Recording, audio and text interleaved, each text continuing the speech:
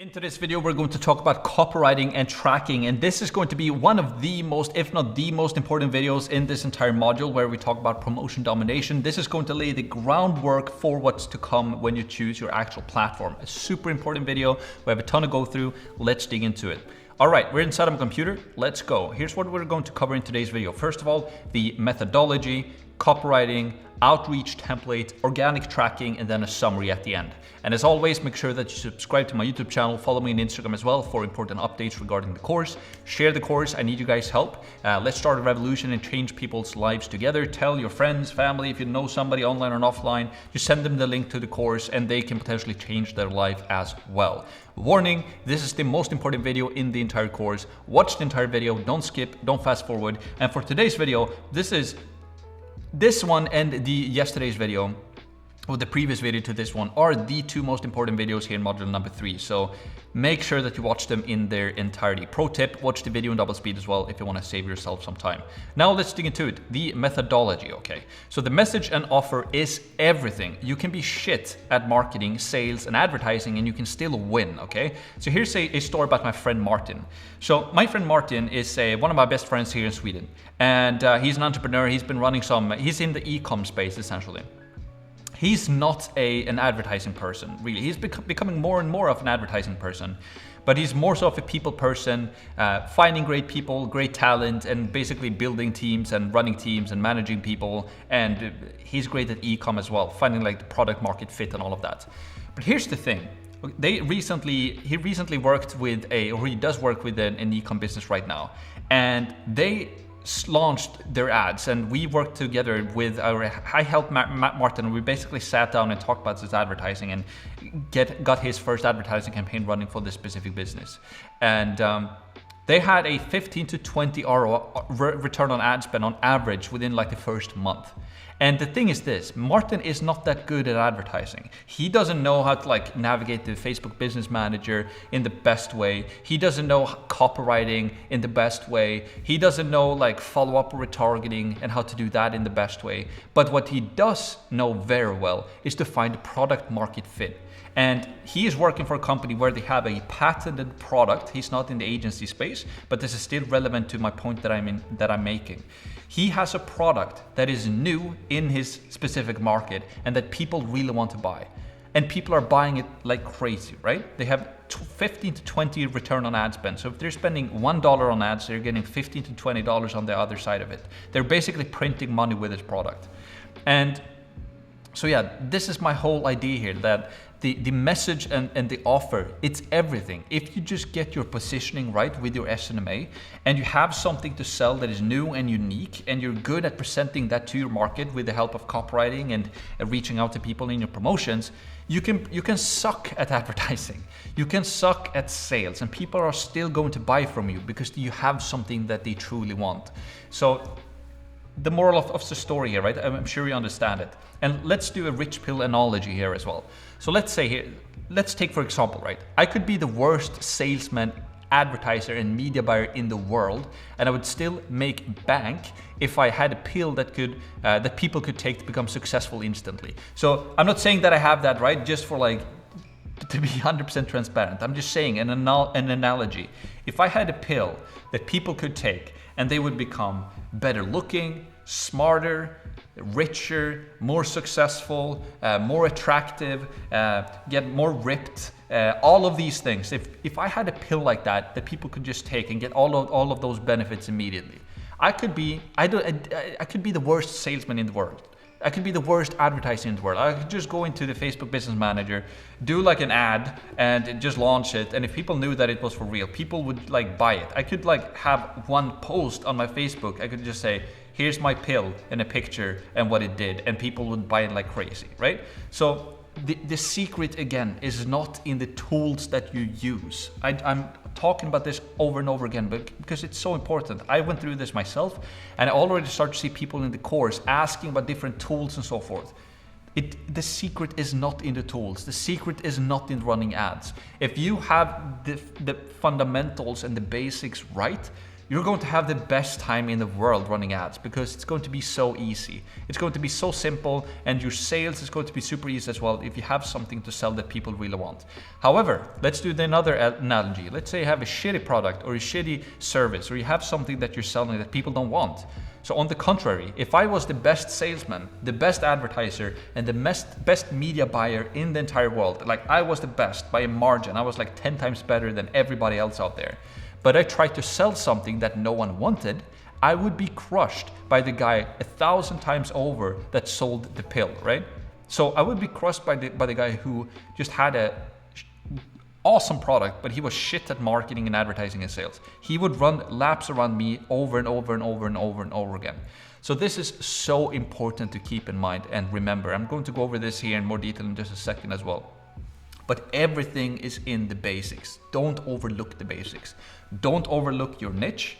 Don't overlook your service. Don't overlook your messaging and your positioning and your offer. This is the most important thing, right? If you just think about like Apple, for example, right? Apple. Like I just bought their new iPhone right here. Why did I buy Apple? It's not because I saw a ton of their ads or that I don't even know if they have ads. I rarely see ads from Apple. I just know that I love their product. I think it's the best product when it comes to phone, and people can debate if they like, Android or iPhone or whatever. But it's like, I just love it. I love it, and I just buy it because they have a great product essentially. And they, in my opinion, don't really have any competitor. They've kind of built their own ecosystem with the Apple stuff, right? So everything is product. Just think about any product that you use, any service, any product, and think about why are you using that product. It's probably because they have the best product and you want to have the best essentially, right? It's not that they have the best advertising, right? It doesn't matter if somebody does super powerful advertising for a shitty product. Okay, so I hope that this starts to sink into your head, because this is going to make you a more powerful entrepreneur and a better entrepreneur and a better business person, because this is what you should be obsessed about as you start running and grow your own business. Constantly trying to taking a look at the market, see what they're currently doing, see if you can make it better or make it different or offer it in a different way that offers more value to your clients. Everything goes back to the value that you offer. The more value that you can offer, and if you can offer value to your clients and you do that in a unique way that nobody else is doing it, now you're on to gold essentially, right? So, moral of the story, don't focus on the technology, the mechanics, the social profiles, the email automation tools, the LinkedIn automation tools, the paid ads. Don't focus on that. None of that matters unless you have something to sell that people really want, something of value that people really want. So that is where you should spend your most time and thinking and money and resources into in perfecting that. In the beginning, I heard about this, but I thought that it was boring. I thought, the tools and the technology and all of that stuff is fun, right? And most people just overlook the basics, dive into the fun stuff, and then they're like, hey, well, I'm not making sales. And then they learn the hard way that they need to fix the basics. So make this the basics, make that the fun stuff. Just know that, have that as a reward for yourself, to know that if I figure out the basics, I'm going to make a ton of money and have a great time running my business. But I can only do that if I figure out the basics first, essentially, right? Extremely valuable lesson. So I'm reiterating this over and over and over again. And if you're tired of me talking about this, good. I want you to dream about this. This is for your own best sake, essentially. This is how you benefit yourself, by just printing this into your subconscious head, that everything is in the basics. So I'm reiterating this because it's crucial for you to understand this. This simple lesson took me years to learn. All advertising platforms and organic outreach methods, all of them work. Like TikTok works, LinkedIn ads work, YouTube ads work, all of them work, Facebook ads work, all of them works. But if they fail, it's your offer that is not working. Because if you think about it, those platforms, it's just people on those platforms. And people, they're your prospects, they're your customers. So if you use Facebook, let's say, it works. It's a ton of people on Facebook. It doesn't really matter what industry you're in. You can reach people on Facebook. And if somebody says, hey, Facebook doesn't work for this industry, it's like, yeah, okay, you just haven't figured out how to do it the right way. Then I agree, in some niches and in some markets, it's so competitive, especially on Google, right? If everybody is trying to rank and pay for this exact same keyword, then it is what it is, right? Everybody's searching for a keyword and everybody's to pay for that. Yeah, then it is what it is. But don't blame the technology, don't blame the platforms. You should only take full responsibility over yourself and your business and your offer. You have the power to create a great business that is scaling by getting the fundamentals right. And if you just overskip that and don't look into that enough and don't perfect that over time, you have nobody else to blame. If nobody's buying the stuff that you're selling, you have nobody else to blame. And sure, you can blame Facebook and Instagram and YouTube and all those technology platforms until the day you die. And the only person who's going to lose on that is you. So super, super important that you start to learn those lessons essentially, right?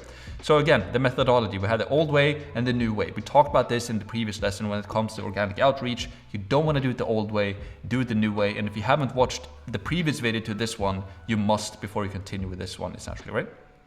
So the methodology, personalized in organic, scale with ads. Makes no sense, in my opinion, to scale with organic outreach, in my opinion. So don't blast emails, personalize your outreach and do follow-ups. So yeah, what I mean by this is that, in my opinion, it's a lot better to start with organic advertising, get your first 3 to 5 clients, get your proof of concept in place, and then you scale with ads, and also you can scale with your own internal referral system, right? Where you offer your clients like a monthly retainer of $250 or $500 if they bring you business essentially, right?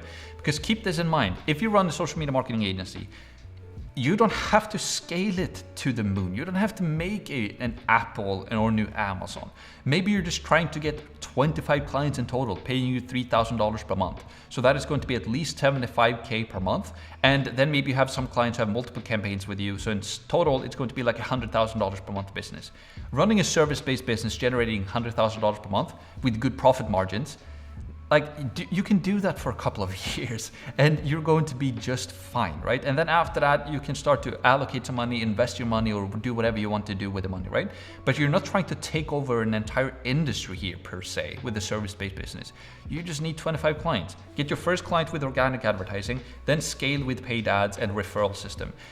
And doing all of this, like trying to scale with organic and, tools and spamming people, sure, it works. Some people get it to work. I'm not just a big fan of it. I think the new way is 1,000 times better. And we went over that in the previous video, right?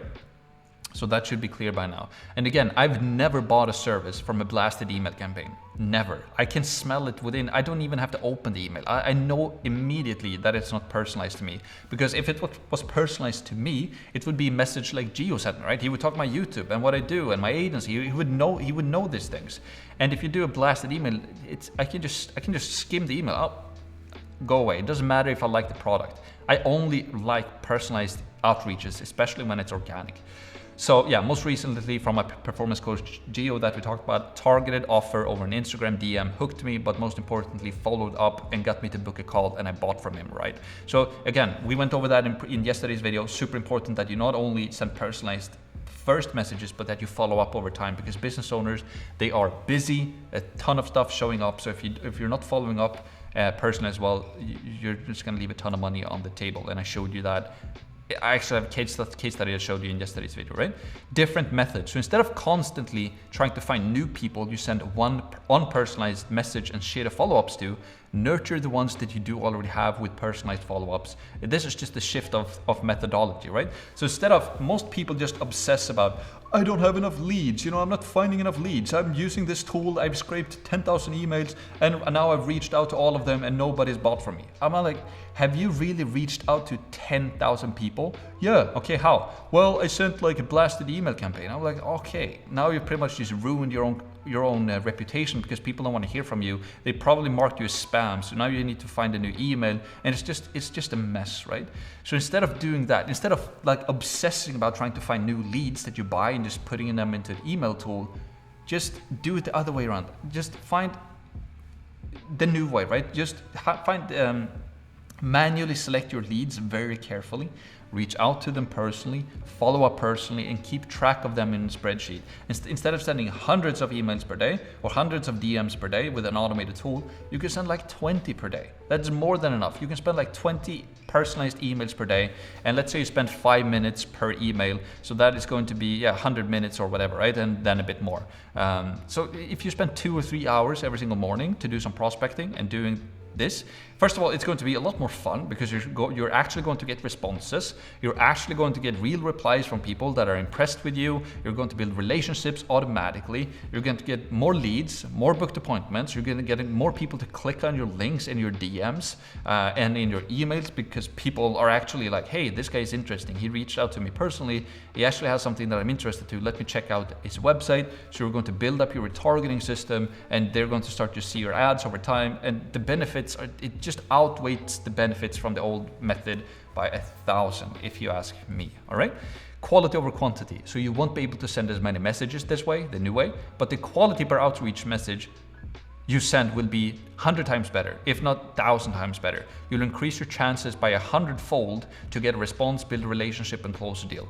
And again, refer just to Gio's story. It just reiterates this or underlines this or proves this to the point, right? So yeah, okay, I hope I made this clear.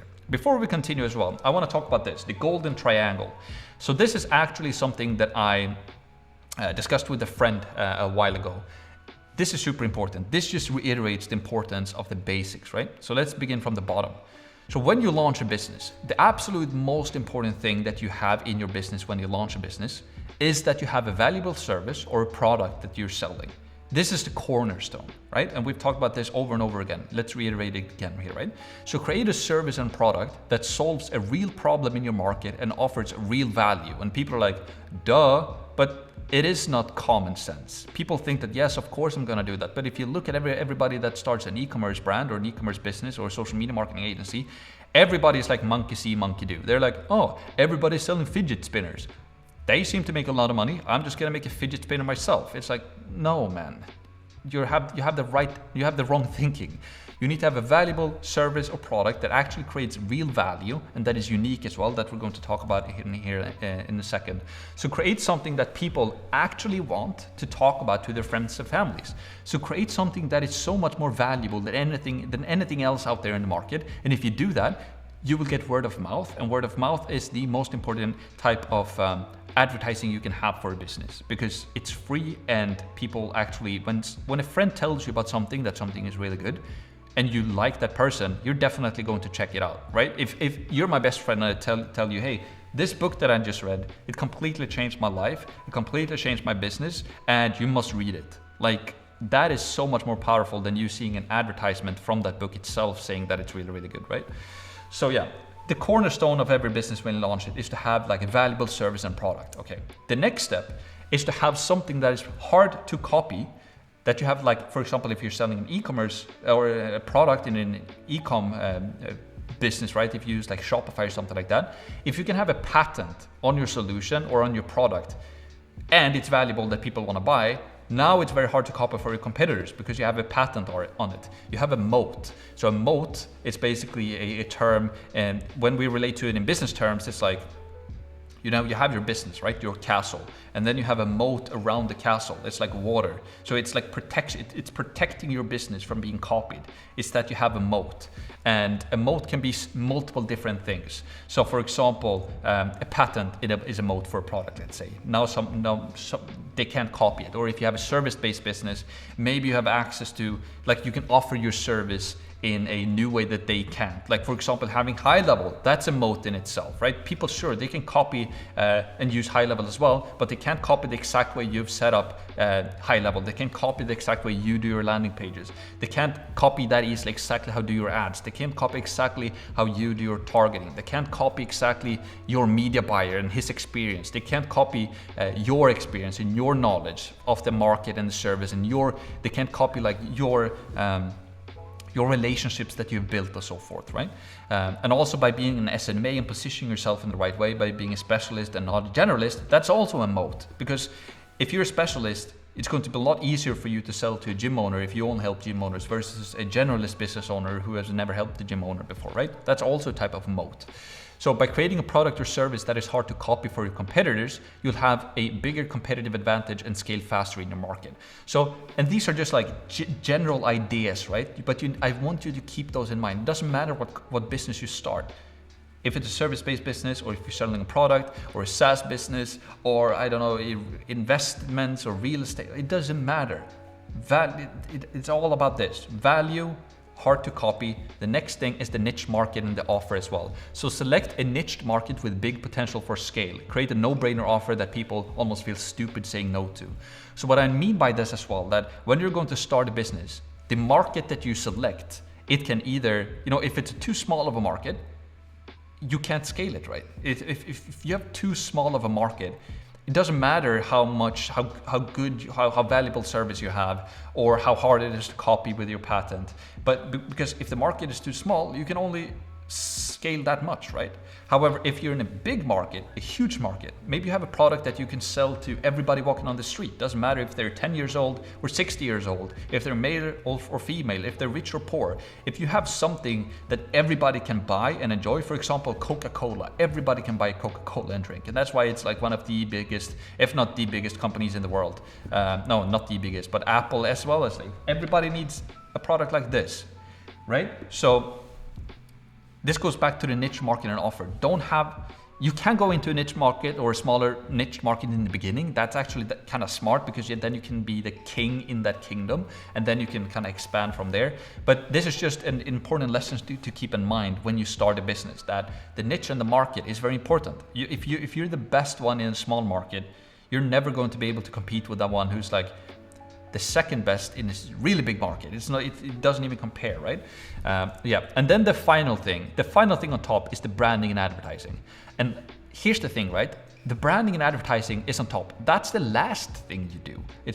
And most people want to do this first.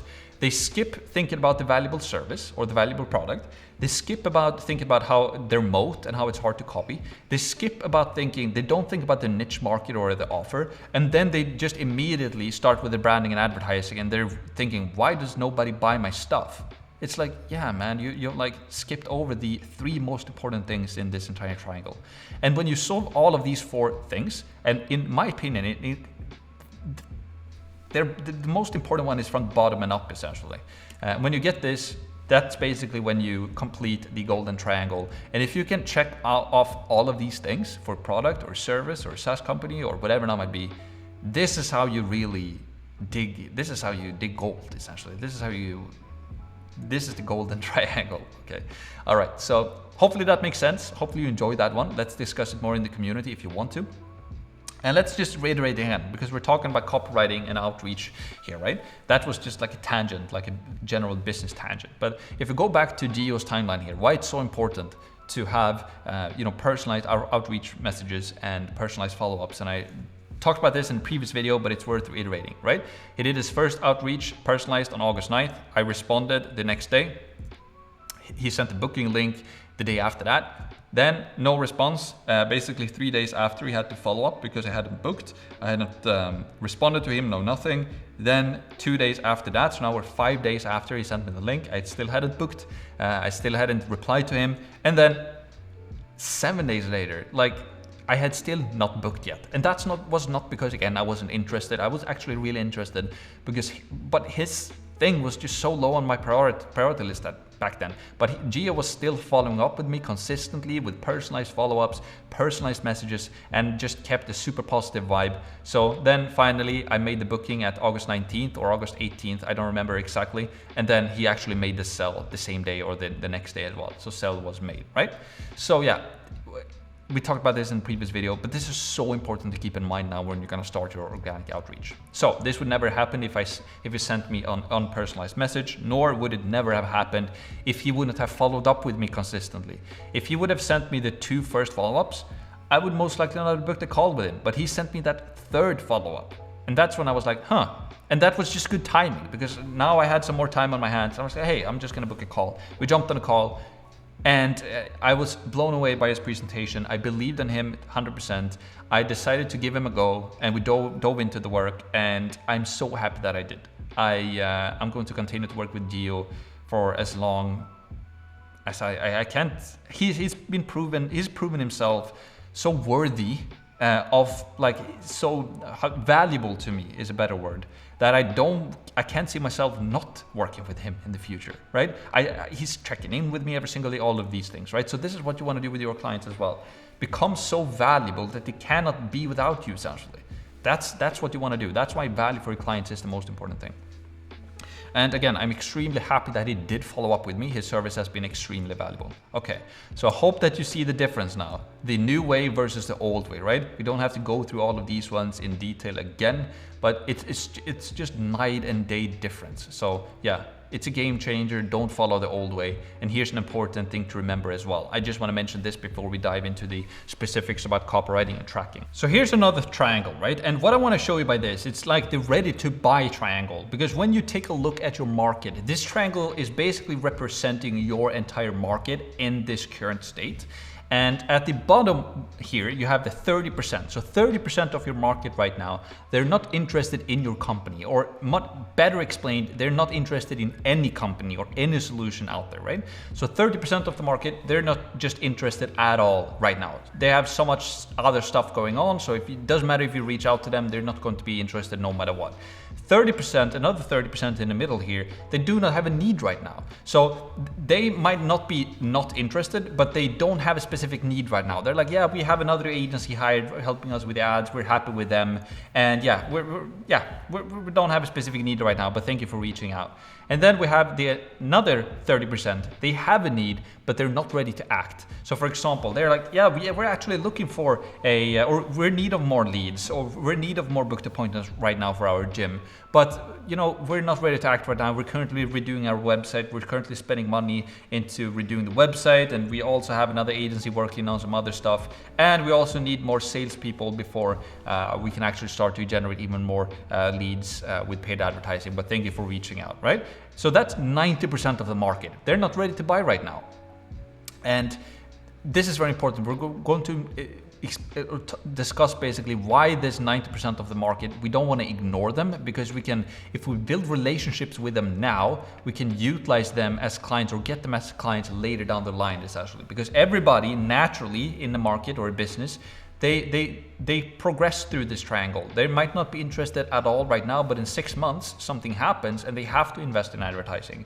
And if you've started to build a relationship with them, you can be the business who guide them through these different steps, and you become the actual agency that they buy from later down the line, right? So we don't want to ignore these people.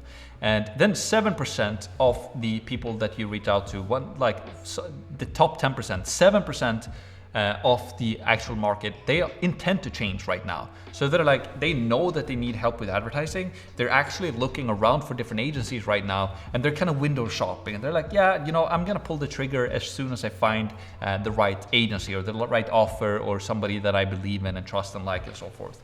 And then we have 3% of the market. So only 3% of the market, 3 people out of every 100 people that you reach out to, they're like, hey, I need something right now. I'm in talks with 2 other agencies. I'm deciding on what to buy this week. I want to buy right now. So that's only 3% of the market. And I wanted to show you this triangle as well, because it's super important that you keep this in mind as you do your organic advertising and as you do your paid ads as well. Because 1 out of 10 people, it might only be like 1 out of 10 people that are actually interested right now, or not even that, or 3 out of 100 are active buyers, and 1 out of 10 are somewhat interested.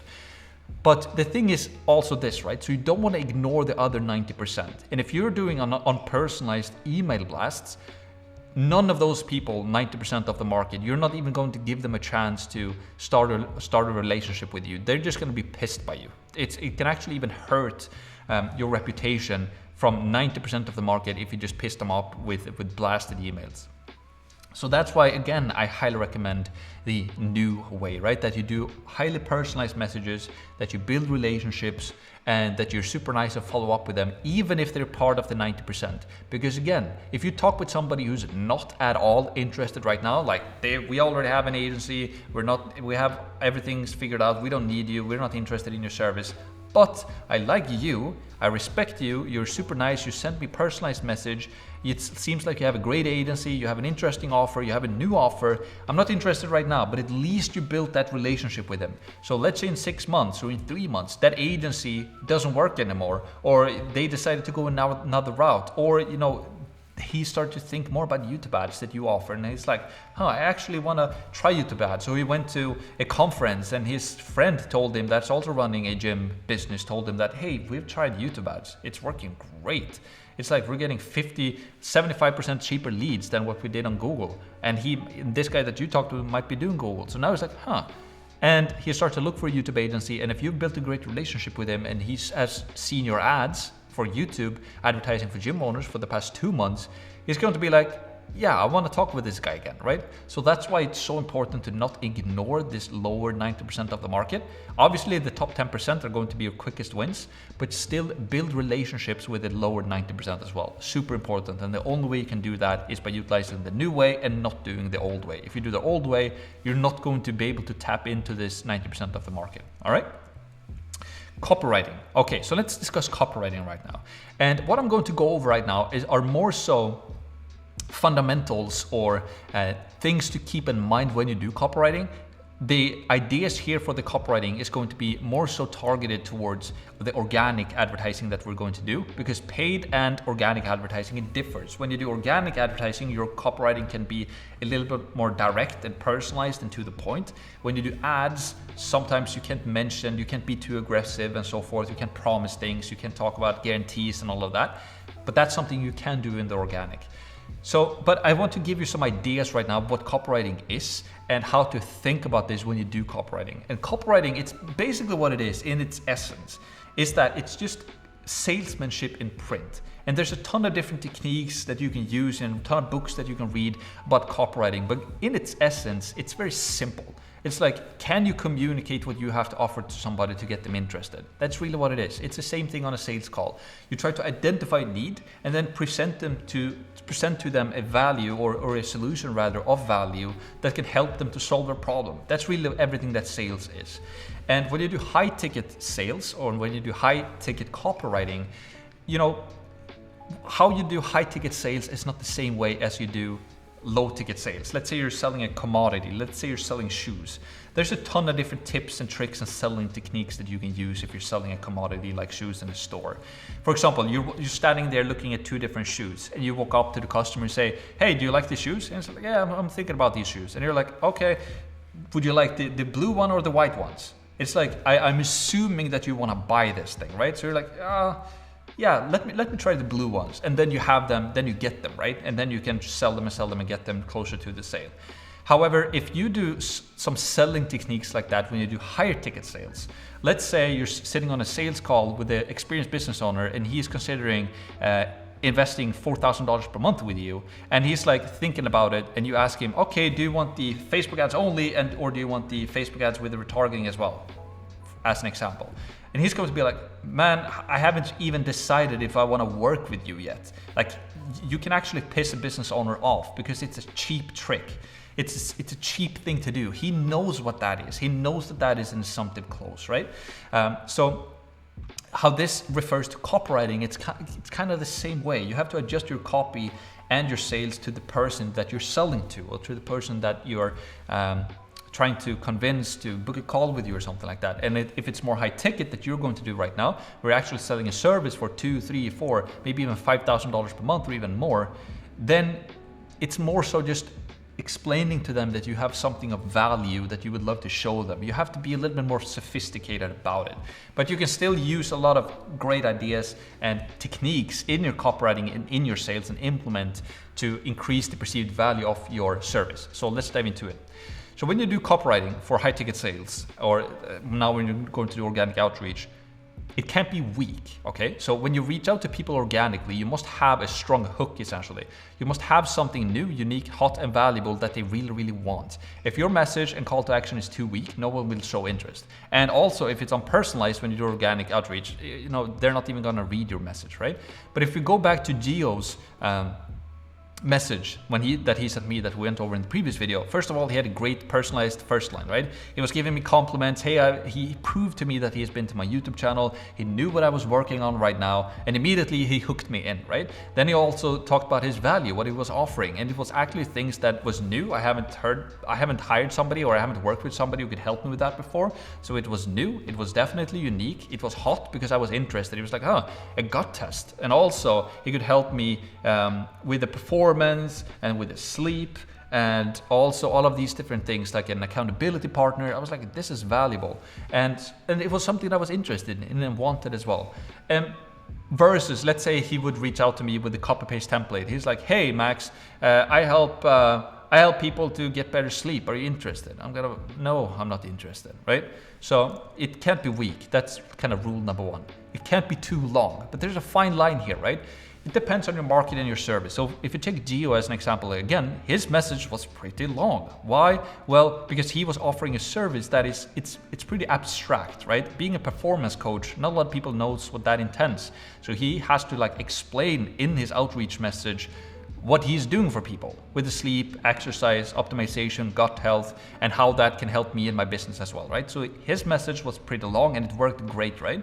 But if you're selling SNMA services or social media marketing services and you do organic outreach, it's basically advertising and marketing. Most business owners, or all business owners, knows what that is. They know that, okay, this guy can help you get more leads and book appointments. So you don't have to keep your message as long when you do organic outreach for your agency. So again, there's a fine line here. You don't want it to be too short, nor do you want it to be like a novel. Like a common mistake that people do when they write outreach messages is that they want to tell everything. They're writing like this long copy paste, or they write this long text once and then they just copy paste it to everybody. It's like, it's unpersonalized, it's boring, it's weak, and it's just, it doesn't check any box. So don't make it a novel. Don't talk about yourself as well. Use the economy of words. So as you write something, see if you how much can you delete? Only keep the valuable, only include what you really want said. And also personalized. Fill it with value and ask for no-brainer call to action, right? So what Gio did, right? He had the risk reversal, he had like the service-based guarantee, and also the money-back guarantee. That's something that you can utilize in organic advertising as well, that you can't necessarily do on all ad platforms out there. So that's also a big perk when you do organic advertising. Can't be boring, right? So if you don't stand out, you'll get your messages deleted right away. Use curiosity, and most importantly, personalize. People love to hear great things about themselves. Utilize it, it's powerful. So the easiest way to not be boring is just to personalize. If somebody reaches out to me and they say, hey Max, I just saw your Instagram story on A, B, and C, super awesome, love the content that you're putting out right now. It's a compliment. I love to hear things about myself, like everybody, like all people. If you get a compliment, it does, like, you can't choose if you're going to like it or not. If it's a genuine compliment about something that you care about, you are going to appreciate that compliment. You don't have a choice. Your brain is going to be like, I like to hear that. And immediately you're going to associate that person with that feeling. You're going to like the person, essentially, right? So the easiest way to just not be boring is to personalize and actually give them genuine compliments. Super easy, and it works, okay? Can't be unpersonalized. So you must personalize your outreach. End of story. This should be 100% clear by now. I'm not even going to discuss it more. Yeah, okay. Paid versus organic copy. So paid advertising has the benefit of scale, right? You can reach thousands of people. However, you cannot personalize. You can't personalize. If you're showing an ad to 10,000 people, everybody's going to see the same ad, the same copy and everything, right? You can't personalize it to each individual person who sees the ad. This is the biggest leverage that you have when you do organic outreach over paid. So use it. Don't ignore it. If you're doing organic outreach and you don't personalize it, it's like doing ads, but in a shittier way. You're just doing like an ad organically, essentially. And the biggest leverage you have when you do organic is that you can personalize it. So now you increases your chances to like get a response, but also build a relationship, get some back and forth, some messages going and so forth. So don't ignore the personalization. If you do, and if you do the old way, I'm not saying that it doesn't work. I'm just saying that this is just so much better in every single different way. Even if they're not interested right now, you have still made a great first impression, and they will think about you in the future because you made a great impression. You built a relationship with them when they get interested in that specific service, right? Let's continue. Something new. Okay, so people love things, products, solutions, and services that are new. New could potentially be one of the most powerful words when it comes to advertising, right? Why do you think people buy the new iPhone every single year? So I just bought the new iPhone, whatever it is, iPhone 14, right? 2022. I don't buy a new iPhone every single year. I normally keep them for like 2 or 3 years max. Once the screen's broken, I normally change them out. But like, why did I buy the new one? Why didn't I just buy the previous year one? Because it's cheaper, right? No, I want the new one. I want the new features, right?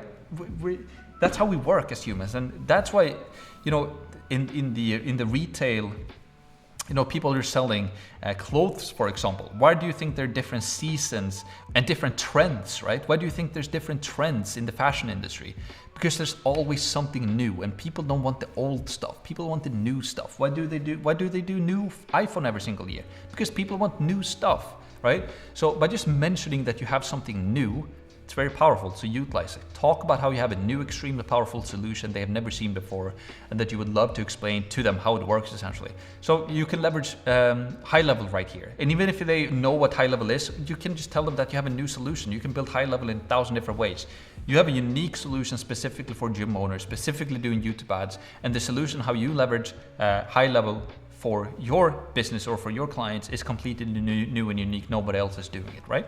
So that's very, very powerful. Something unique kind of goes hand in hand with that, right? Tell them how you have something unique that nobody else can offer. How you and your team have a new and unique system for generating leads and booked appointments for your clients. Curiosity is powerful.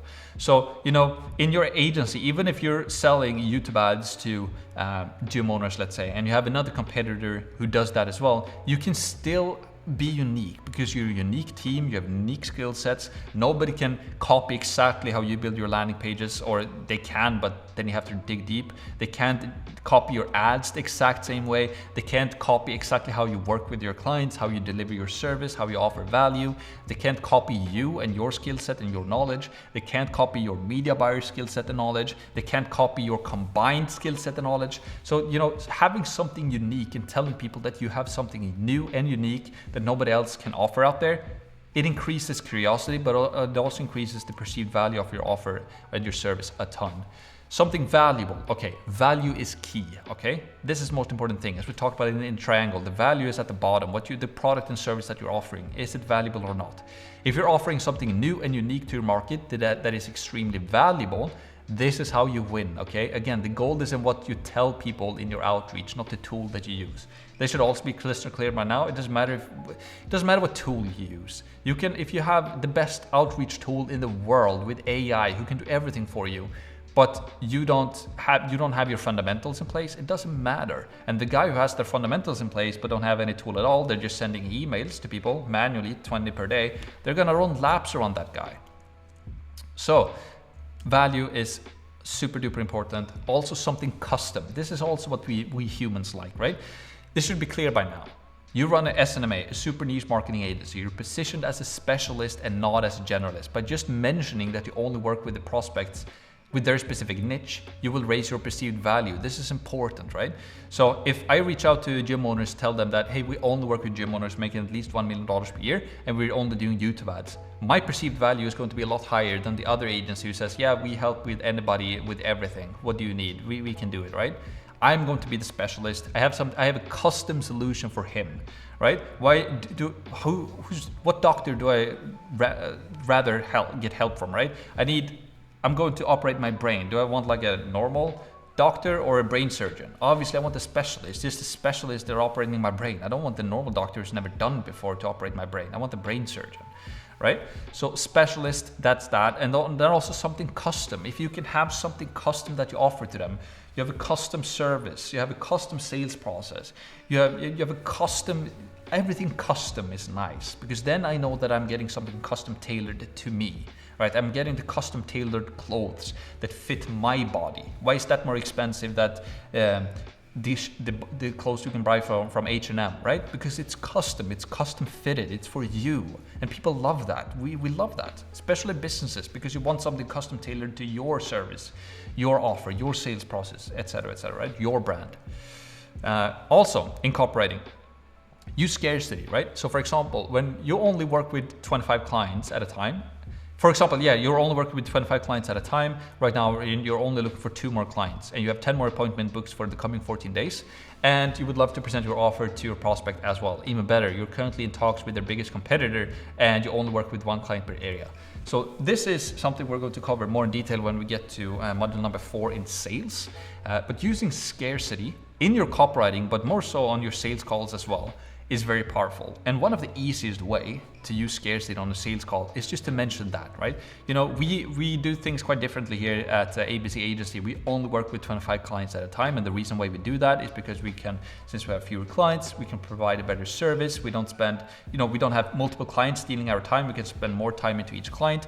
And I can't tell you how many people on the sales calls have told me that they decided to go with us simply because I mentioned this. Because I really like that you only work with 25 clients. I really like that. I had never heard that before. It makes sense. I'm gonna, because that's value to them. They know that I'm gonna spend more time with them. And even if my competitor, let's say, they might be working with 15 clients at the time, with 20 clients, but they don't mention it. So, and if they don't mention it, the prospect have no idea. So by just simply using this, it creates value, it increases the perceived value, but it also increases this. I'm using scarcity here. I'm telling you, we only work with 25 clients, and right now we're looking for 2 more clients, and I have 10 more sales calls booked for this week and the next week. I don't have to say anything else. I can just mention that in itself, and that is going to increase the scarcity. They're going to be like, oh, geez. Okay, so I actually have to focus here and see if this is something that I really want, because if I don't pull the trigger, I might not be able to buy from this guy even, right? And then also what you can mention, you don't want to lie, obviously, but if you're on a sales call and you're talking with people and you just talked like a week ago or yesterday with a company in Austin, and now you're talking with this other company in Austin as well, in Texas, and you can just tell them that, we talked with your competitor yesterday, and I just want to mention that because we only work with 1 client per area. We have this 1 client per area policy. We don't want to compete with our own campaigns for our clients. And that also, you can just mention that. That also increases scarcity and increases urgency as well. You only work with 25 clients. You're looking for 2 more in 14 days, and you're talking with the competitor. Now they're like, oh, geez, I don't want my competitors to get something that I can't utilize. That's going to be very powerful, right? Super important. You can utilize that in your copywriting, in your sales. Copywriting and sales is the same thing, right? And then use urgency. Again, you're looking for 2 more clients over the next 2 weeks. Explain why you only work with 25 clients. Higher quality service, since you can spend more time on each client. You'd much rather have fewer bigger clients that you scale with than multiple smaller ones, right? So this scarcity, it creates urgency as well, because now they're like, okay, I need to make a decision now, because if I don't make a decision now, he's going to fill up his 25 spots and I'm not going to be able to buy from him. And even worse, if let's say my competitor get access to this and I can't get access to it as well, that's not going to be good, right? So scarcity and urgency, very, very powerful. Also, what you can do is use requirements on the clients that you take on, right? So tell the prospect how you only work with businesses in each niche making at least X dollars per year, right? So we're only working with gym owners making at least $1 million per year, right? This positions yourself as the prospect so that the prospect has to qualify basically. They basically have to prove themselves worthy to be working with you. This also increases your perceived value since it shows that you have business experience and personal requirements on your clients. So you can tell them why you have a requirement on X million or X dollars per year. So in our case, for example, to our clients, we tell them that, yeah, we only want to work with established businesses already making at least $1 million per year, preferably $2 or $3 million per year. Because when they are making $2 or $3 million per year, or $1 million per year, we know that they have a working sales processes in place. They have the, the systems and processes in place. They have the right people in place. They're also ready for scale, so they want to scale. In the beginning, when I started and we had smaller clients, we got great results for them, but they couldn't scale. So they had to stop the advertising because they couldn't handle more work. And that's not good for an advertising agency, because then you cannot help them on a month-to-month basis, essentially, right? Also use FOMO, very important as well, very powerful. And this kind of, it's weaved into all of the other points as well. So the fear of missing out is powerful. If you tell somebody that you've reached out to their main competitors, currently being in talks with them, and you're only looking for one client in their area, then they will most likely be more interested in hearing what you have to say, simply because of the fear of missing out. However, you have to be a little bit careful when you use FOMO, especially if I wouldn't use FOMO in my first, you can use it in your first outreach message, right? But it can also be like a cheap trick. It can be seen like a cheap trick to an experienced business owner if you tell them that, hey, we just talked to your competitor, and especially if you're lying, right? If you haven't talked to their competitor and you just mention it, they can tell, like, oh, so what's the competitor? And then you name drop them and they tell you, yeah, I actually know that owner. You haven't talked to them at all. So you don't want to do that. You don't want to lie, obviously, but it's nice to use this on a sales call though. If it's genuine, if it's true, if you tell them that, hey, we actually talked with the ABC gym here yesterday. We're in talks with them, and we also have this one client per area policy. So we're only working with one client per area essentially. But just mentioning that, you're going to increase the scarcity, urgency, and also the FOMO, the fear of missing out, right? Very, very powerful. And then curiosity, very important. Just check all of the most powerful headlines in the world. The YouTube videos that get millions of views, they all use curiosity. It's powerful. So for example, how to achieve benefit in time frame, even if, and then you encounter their biggest objection, right? So for example, how to get millions of views on your YouTube channel, even if you're a complete beginner and don't have a YouTube channel yet, or something like that, right? So like how to achieve something in a time frame, and then you just counter their biggest objection, essentially. So curiosity is very powerful. If you can use curiosity to kind of take them to the next step, that's very important. Like just take TV series, for example. If you watch a Netflix or an HBO TV series, why do every single series episode end with a cliffhanger, right? Because it's curiosity, it's a cliffhanger. Something happens at the end, so you have to watch the next episode to learn what happened, essentially, right? That's curiosity. That's like the best type of curiosity that is. Also, when you're telling people stories, you increase the curiosity. They want to learn what happened next. So when you reach out to people, you can utilize this.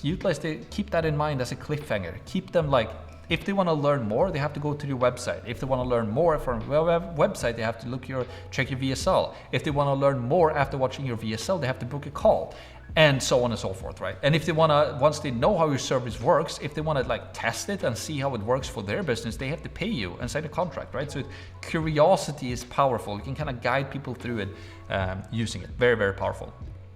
All right, so now let's discuss the outreach template. And I also want to mention this, by the way, regarding all of these different points. Rewatch this video if you have to, take notes, and start to get this into your brain as much as you can. But I also want to mention this, when we come to the next week on sales, we're going to implement all of these things into the pitch deck and into the sales presentation. So even if you don't get this into your head or into your outreach template right now, when we create your pitch deck, and we're going to give you a template for all of that, complete for free, obviously, we're going to implement all of these things. I'm going to help you to implement all of these things into the pitch deck, essentially. So yeah, I just wanted to mention that. So here's the outreach template that I've prepared for you. So you can go to maxpearson.com/copy-template. Obviously, this is just a template. This is just an example. You will have to fine tune this to your own agency, essentially, right? But you go to maxpearson.com/copy-templates, and you will be taken to this document right here. Very simple what you do. You can just click on file, and then you can make a copy here, or download, so you can make a copy to your own Google Drive.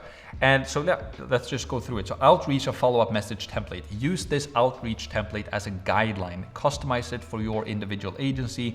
The most important thing when doing outreach is your messaging and your offer. Spend time on perfecting this. Also make sure to follow the guideline, but put your own personal twist to it. So if we took Gio's message, for example, in the previous video, it followed this this template right here. He just did it in a longer version. So he said, hi Max, He had the personalized first line or the personal paragraph. Then he did his pitch and social proof, right? He talked about what he did, the value that I offered. Then he had social proof with some images. And then he had the call to action. Let's jump on a call, right? So you can make this as short or as long as you want to. And here I just made an example. This is an email, but you can utilize this on LinkedIn or on Instagram or on Facebook. It doesn't really matter. So it goes like this. Here's just an example, right? And again, you can utilize Gio's example as well to kind of give you ideas. But okay, hi John, I love the video content you share on Instagram for gym businesses. The new workout machines you recently purchased and shared on your Instagram story looked amazing. So something, just a compliment and something personalized, it always wins. Now you've hooked them. Now they want to know, like, hey, I rarely get mail messages from people who like compliment me on my Instagram stories. Who's this guy, right? Increases curiosity. And then I say, my name is Max, and I've been helping gym owners since 2017 to generate more leads and clients using the power of YouTube ads. We've been able to work with some of the biggest gym franchises in the nation, including name drop. We normally slash their cost per sale with over 75% for our clients. We also offer a 100% ROI guarantee, meaning that if we don't pay, you don't perform. If we don't perform, you don't pay. Is it okay if I send you a quick 5-minute video that explains in detail what we do, how it works, client results, and testimonials? ? Max. So always end with a question, right? Either you can have a call to action, but honestly, I like the way Gio did it as well. That's normal how I do it. Ask them for permission to share, okay? So don't send them the link right away, but ask them, is it okay if I send you the video link? And then they have to say like, hey, Max, awesome, super funny that you saw my Instagram story. Yes, the machine looks awesome. Yes, I would love to learn more about your service. Please send the link, right? So yeah, that's why you ask a question. So if positive response, you can just say, hey John, perfect. You can check out the video here. You can also schedule an appointment with me here. So something like super simple, right, a response, just an idea, right? Then follow up 2 days later. So if they haven't responded, or if they did respond, but they didn't book a call yet, you can just write here's just an example. So hi John, awesome work on your client testimonial, by the way. The work you did with Nick and shared on your Instagram post looked amazing. I just wanted to make sure that my previous message didn't get buried. Or, did you have time yet to look in to book a call? Or how's the week looking for you? Some type of question.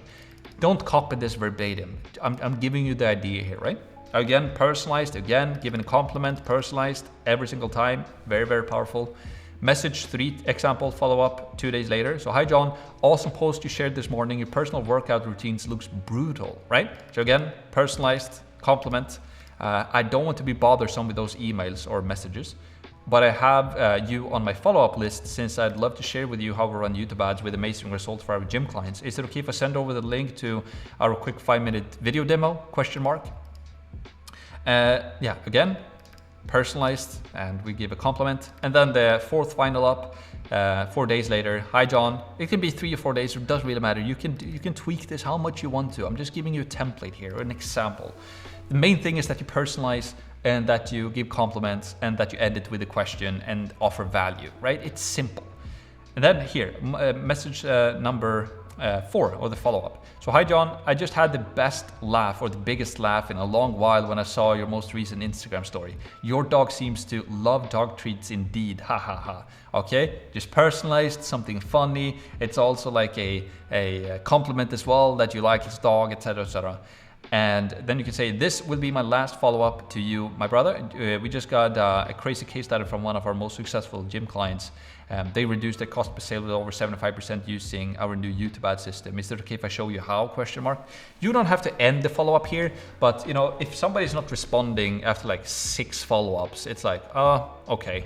But if you're doing compliments and you're doing it personalized every single message, people are going to feel bad if they don't respond to you, because people will like you naturally. And we've talked about this, right? If you give a genuine compliment that is personalized, it's like they're going to get a smile when they read that. And you're going to put them into a good mood to actually want to respond to you. So yeah, the most important thing again, personalized first line, personalized plus compliments, okay? And then we have your pitch plus social proof. If you don't have any social proof right now, that's fine, but do your pitch, okay? And if you utilize a copywriter, your media buyer here, leverage his past client results and testimonials. Talk about what you have done in the past, what the media buyer has done in the past. And you don't have to mention that it's your media buyer has done it. You can just tell it that your agency, because that media buyer is working under your agency now. And then call to action, a question, right? So this is super simple, but super duper powerful. Very basic, right? Super basic. Personalized, compliment, pitch, social proof with a question. And then you just do that over and over again. You just do that, okay? So that's that. Hope you enjoy it. You can make a ton of money from this, all right? So now it's up to you to create your own. So what I want you to do is start to just open up a new document and do a version of this yourself. Obviously, like the main thing, you can't prepare the first line and the compliment, right? But you can prepare the rest of the message. So kind of your pitch, and this is something that you can copy paste for each and every single message. So like for each and every single message here, you like, this one you can copy paste as well. Nobody will know if that's, you don't have to personalize that response, right? And then like the follow-up, you need to make like this personalized, but you can copy paste this one and you can copy paste this one, etc. Right? So I want you to prepare everything that you can copy paste and then leave room for your compliment and personalized first line. And again, leave a personalized first line and a compliment in every single follow-up message, every single one. Every single follow-up in every single outreach message, make a personalized message plus a compliment, okay?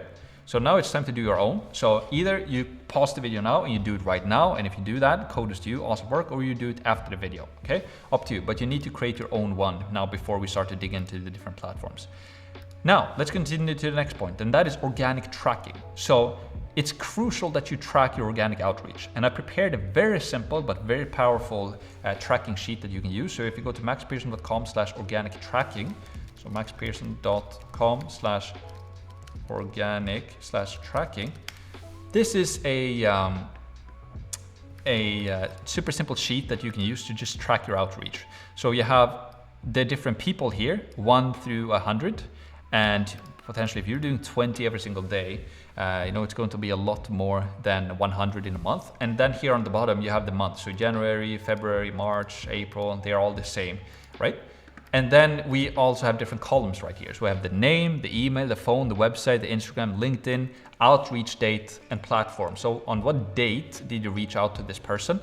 And what platform did you use? So did you DM him on Instagram, and what date did you do it? Follow-up number 1, what platform did you follow up on and what date did you do it? Follow-up 2, follow-up 3, follow-up 4, follow-up 5. You can have 7 follow-ups here if you want to. You can adjust this however you want to. And then what I also recommend is that you just color code it, right? So if you do it yellow or like white, but yellow can, for example, be like, it's in progress. So if you have it white, it's like, it's the ones that you haven't sent to yet, right? So if you have a ton of white ones, maybe you start off the day by preparing 7 people that you're going to reach out to. So you're going to put in all of the information here. It's going to be white automatically. As you send the first message, you can just color code it to yellow. So you can just highlight all of the columns right here, then select yellow, boom. And now you know that it's in progress. You've basically reached out to them. If it's green, then it's like strategy session is booked. Then you basically, you got the booked appointment, right? Now you basically done everything from there. And then after, we're going to talk more about that later in the sales module, but when you get the booking coming in, then normally what we do is that after the sales call, if they don't sign up, we book a follow-up call, or we kind of do the conversation with the client over email, then in an email thread, and keep it going in there. And we're going to have a separate sales tracking sheet for that, but this is the organic tracking sheet. So you color code it green if you actually got the booked call, and you color code it red if they're just not interested. Because a lot of people, if you do like the new way right now and reach out to people with the new way and start to build relationships, people are, even if people are not interested, they will still like you because you've personalized outreach with a compliment, but it might not be a good time right now, and then you just have to respect that, right? They just hire somebody, or it's not a good timing right now because A, B, and C, and then you can just highlight them red right here that they're not interested right now. Okay, perfect. We love to get no's because then we don't have to follow up with them anymore right now. But chances are that they've been to your website, so they start to see retargeting ads anyway. So you're going to like follow up with them anyways. Obviously, you can see here that we have different columns, right? So we have phone, website, Instagram, LinkedIn. You can adjust this. So if you're not going to use LinkedIn at all, you can just remove that column. So you can just click here and just delete column somewhere. Delete column. For example, if you're only going to utilize Instagram or vice versa, or only if you're going to utilize cold email, you can just remove those as well. You don't have to have all of these different columns. You definitely need to track the follow-ups, but the data that you collect, maybe you're not gonna collect their phone number, right? So you can just delete it. You can adjust this however you want to, but the most important thing is that you just track it. And what I recommend that you do every single morning is that you wake up, you prepare 20, so you collect 20 of them, and then you send out 20, and as you send out 20, you start to color code them. And then next morning you wake up, you do another 20, so you do 21 to 40, right? And then you also make sure that you follow up, right? So then you can review the messages that you sent yesterday or 2 days ago or 3 days ago and make sure that you're constantly following up with them as well, okay? Very important. And that's why it's important as well to keep the information here, because if I'm gonna make a follow-up here with Adam Hurley in like 2 weeks, and I need to know kind of where the conversation were. I can, like if I'm doing an Instagram DM, I can obviously just search for him and find his profile there, but it's just nice to have their like information here for easy access. All right, so yeah, this is all you need. Like, this is powerful, okay? So that's basically it for this video. So let's go through the summary right now. The methodology, okay, decide what road you will pursue, the old way or the new way, quantity or quality. Oh, it's up to you. I think I made my point clear in those first 2 videos, what I believe in. Copywriting, make sure that you understand the copywriting basics. Use the template as a guide, okay? Personalized with a compliment, talk about value, also have a call to action at the end as a question. Ask for permission to share, all right? Don't leave the link there. Ask them for permission to share the link, all right? Prepare templates. So start to prepare your own outreach template right now. This is a living document, update as you go. So just do your version number 1 and test it, okay?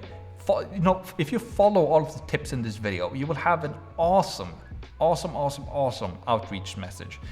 You know, even if your pitch is not the best right now, if you just make a personalized first line combined with a compliment, that is going to be, you're going to get a ton of responses by just getting that compliment in there, right? And also try to get the value in there and have a good call to action. So just prepare that template right now. Also, you must track your outreach. So if you don't follow up, you leave a bunch of money on the table essentially. So remember Gio, right?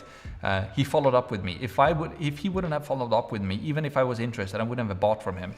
So if we just go back here to the tracking sheet right here, right? What I recommend that you do is that you click on file, and then you can click on like make a copy to your own Google Drive. And then what I normally do is that if I open this in Chrome, I can drag and drop it in here. So I can place it in my bookmarks tab and then just keep it right there. So every single morning when you wake up and you want to do organic outreach, you can just click here and you have it bookmarked, okay? So yeah, tracking, you must track your outreach, and it's very important that you do your follow-up. If you only send a ton of outreach messages, but you don't follow up, you know, this is where the money is, in the follow-up. Again, gee, I wouldn't have bought from him if he didn't follow up with me. So follow up, you know, 5 times if necessary. Follow up until they tell you no, essentially. Just write them, hey, I'm still happy after 5 follow-ups. You don't know, because you don't know what's going on in their life, right? They might have so many things. They might read your messages and they like it. They love to get your follow-up, but they don't respond because they're so stressed out right now, but they love to get that follow-up. So if you just ask them, you know, and if you're constantly giving them compliments and customized, personalized first lines, they will almost feel indebted to reply to you, simply because you're so nice to them. They want to be nice to you as well. So yeah, just keep following up until you get a response, and just be genuine. Just tell them that, hey, you know, I have you on my follow-up list, and please, Gio said this as well. If you look back in yesterday's video, it's like, if you know, if this is not a good timing, or if you're not interested, please let me know. I don't want to bother you with these messages, right? So yeah, be genuine, personalized first line, and also give compliments. Okay. All right, tracking. So you must track your outreach. We talked about that. And then have fun, right? So this is where the rubber really meets the road, okay? This is where you put your estimate to the test. So enjoy the ride. Have some fun with this. And yeah, and when you start to get positive responses from people, and your DM inbox on Instagram is filled with messages, or email inbox is filled every single morning with positive replies of people who are super impressed with the way you do your outreach, it's going to be fun, and you're going to get on sales calls. People are going to praise you for your they're going to tell you like, hey, only get like spammed with a bunch of shitty emails, and you're actually the first one who sent me a personalized one, and you even sent me a Loom video that we're gonna talk about. Like, it was a no-brainer for me to jump on this call. You're gonna hear that over and over again, so have fun with it. All right, let's finalize this video. Subscribe and follow on Instagram and on YouTube. Share the course. I need you guys' help. Let's start a revolution, change people's lives together. If you just send this link to a friend of yours or somebody that you know, who knows? In a year or two, might be starting his own agency and escaping the rat race, and he's going to be super indebted to you and super glad that you shared the link to him, right? So I need you guys' help to share this course. Here's a quote again from David Ogilvy, the best copywriter in my opinion, if you ask me, on direct response. And he said, the consumer isn't a moron, she's your wife, okay? So the person that you're reaching out to, it's not a stupid person. It's your friend, it's your dad, it's your mother, it's your son, it's your daughter, it's your cousin. The consumer isn't a moron, she's your wife, so you can trick them, you can use cheap tricks. Speak to how you would speak to one of your best friends, right? So that's why it's so important that you're genuine, that you have a personalized first line, that you use compliments, that you talk to them like a real person, that you actually send them a real email and not just blast at them. Because people, it doesn't matter if you're a business owner or not, people can smell a custom blasted, a unpersonalized blasted email without even opening the email. So again, the consumer isn't a moron, she's your wife. Keep that in mind. So that's it for today's video. I hope that you're pumped. I hope that this video also was a new paradigm for you. We talked about a lot of different things, concepts about copywriting. Hope you took a bunch of notes. We also talked about the triangle, the golden triangle. We also talked about the market triangle, kind of how people are in different stages in your market. Some people are not ready to buy right now, no matter what, but don't ignore them. Still do the unpersonalized or the personalized messages to them to build a relationship, because as they progress upwards in the triangle, they're going to think of you because you made a great first impression. So everything speaks for the new way. Don't go the old way. Don't buy leads, lists, and do all of that with tools. It's just frustrating. Don't do that. It's frustrating for everybody. And when you do the new way, everybody wins. It's more fun. It's more powerful. You build more connections, and you're going to make more sales and more leads and have a better time, if you ask me. That's just my opinion. But okay, I think I made my point clear. Now let's continue with week number 3, and let's dive into the actual systems and the actual profile or the platforms that we're going to use. So I'll see you in the next video.